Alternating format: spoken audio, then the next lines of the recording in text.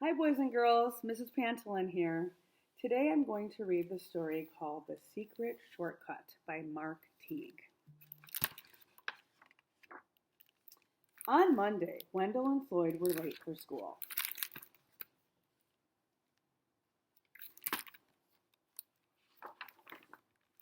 They had nearly been captured by space creatures, they told their teacher. Ridiculous, said Miss Grinsplat, and she warned them not to let it happen again.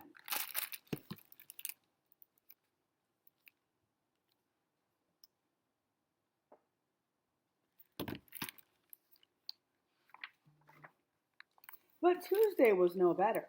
Pirates were loose in the neighborhood. It was sheer bad luck, Wendell and Floyd explained when they showed up late for school. Preposterous, said Miss Grinsplat.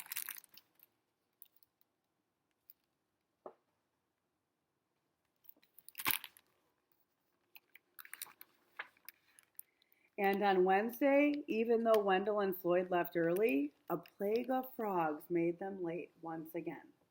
Absurd, cried their teacher. I'm warning you, be here on time tomorrow or else. And no more crazy excuses.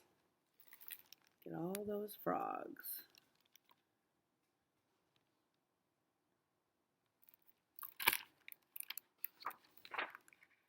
There's got to be a way to get to school on time, said Wendell. We'll just have to leave earlier. Floyd arrived at Wendell's house so early the next morning that the sun was barely up, and Wendell was still in his pajamas. There he is in his pajamas.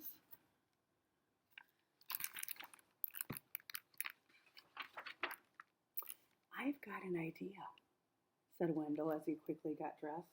We'll follow my secret shortcut and get to school even sooner. Shortcut? Asked Floyd. I didn't know there were any good shortcuts to school. This is the secretest shortcut of all, said Wendell. In fact, I invented it myself. He led Floyd up the alley by the Ulick's backyard, then down a culvert, over a fence, and through a dense thicket of blackberry vines.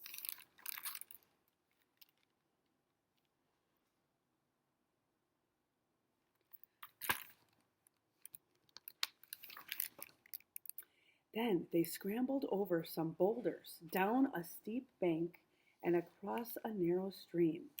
This is some shortcut, said Floyd. Relax, said Wendell. We'll be there in a minute. But the forest became thicker and darker. Soon it was hung with vines. The screeches of strange jungle animals echoed all around. Maybe we took a wrong turn, said Floyd. I'm pretty sure the school is right up ahead, Wendell told him.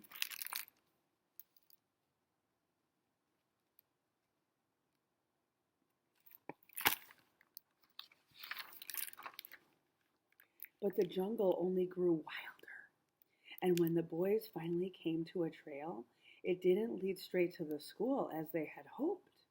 Instead, it meandered through quicksand swamps and past large sleeping crocodiles. Oh my goodness.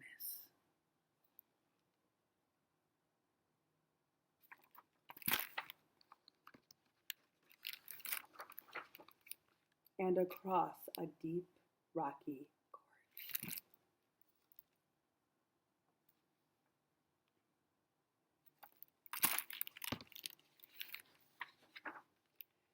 It began to get late. This is going to be hard to explain, said Floyd. They stood in a small clearing. I have an idea, said Wendell. We'll climb a tree and see if we can spot the school.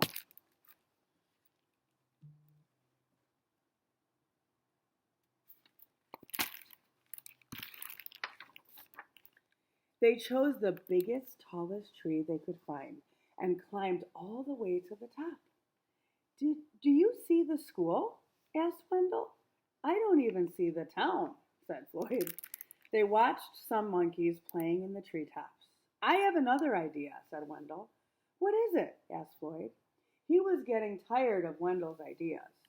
We'll swing from these vines just like the monkeys, said Wendell. That way we'll travel much faster.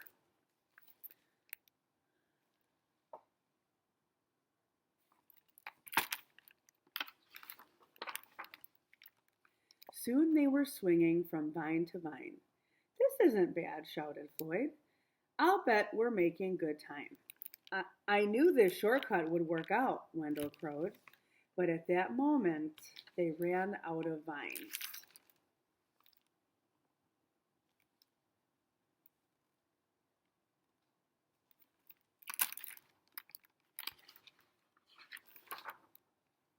The boys landed, plop, plop, in a giant puddle of mud. Now what do we do? Asked Floyd. I don't know, said Wendell. I'm out of ideas.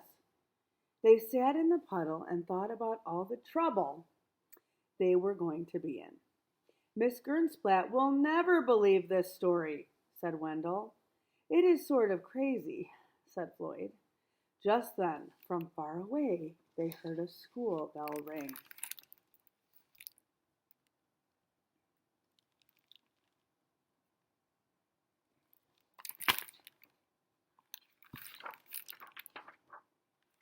Did you hear that? Cried Wendell. That was the first bell. We can still make it if we run. They ran until the jungle gave way to forest, and the forest became woods, and then they scurried through the Mortleys' backyard and up the hill to the school. They flew through the door of Miss Gernsplat's room and landed squishily in their seats just as the late bell rang.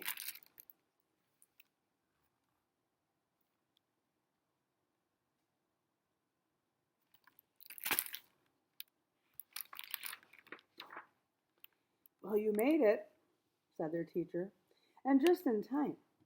But how on earth did you get so muddy just walking to school? Floyd looked at Wendell. Wendell looked at Floyd. On second thought, said Miss Gernsplat, maybe you'd better not say. During recess, Wendell and Floyd sat in the sun to give the mud a chance to dry. At least we finally got to school on time, said Wendell. That's the main thing, Floyd agreed. And in fact, it was quite a while before they were late to school again.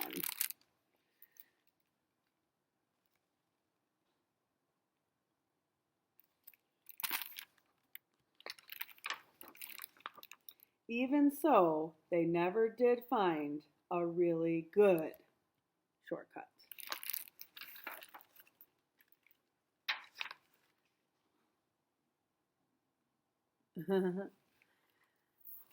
The end. I hope you all enjoyed this story. Thank you.